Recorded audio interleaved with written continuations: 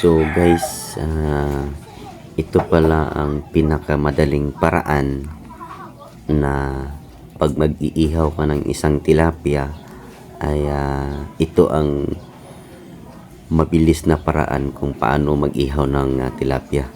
Napakabilis po talagang lutuin at sobrang legit po talaga, kasi di mo akalain na pag ganito pala yung igagatong mo sa yung pag-iihaw ng tilapia ay mabilis lang pala lutuin.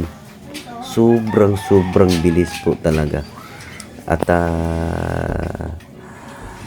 hindi ako nag-expect na ganito pala kabilis magluto ng inihaw na tilapia. Tingnan mo yung ang panggatong ng papa ko, pure yan. Pure niyog yan, yung buto ng niyog. Oh, yan. Tingnan mo. Ang galing yung ginatong niya, oh. Ano ng niyog, katawan ng niyog yung ginatong niya.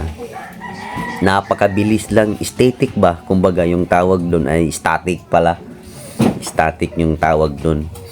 Na kahit gaano pa kalaki yung tilapia na iihawin mo, madali lang.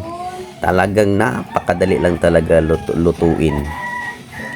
At sana naman ay huwag niyong i-skip tong video ko at manood kayo hanggang dulo, kasi doon nyo makita ang tinatawag na static, kumbaga static or taktika.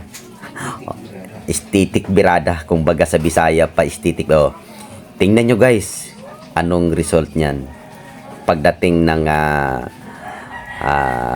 ilang minutes ay makikita nyo talaga yung buong buo kung anong hitsura yung pagkaluto. Ayan na guys, 1, 2, 3. Oh, diba? Ang galing, tadang! Oh, diba? Ang galing ng pagkagawa niya. Ang pag-iihaw niya ng tilapia. Oh, diba? Static nga eh. Oh, diba? Ang galing ano. Grabe, dali lang naluto. Hindi mo makikita yung mukha ng sisda. Parang ano lang, charang. Thank you for watching.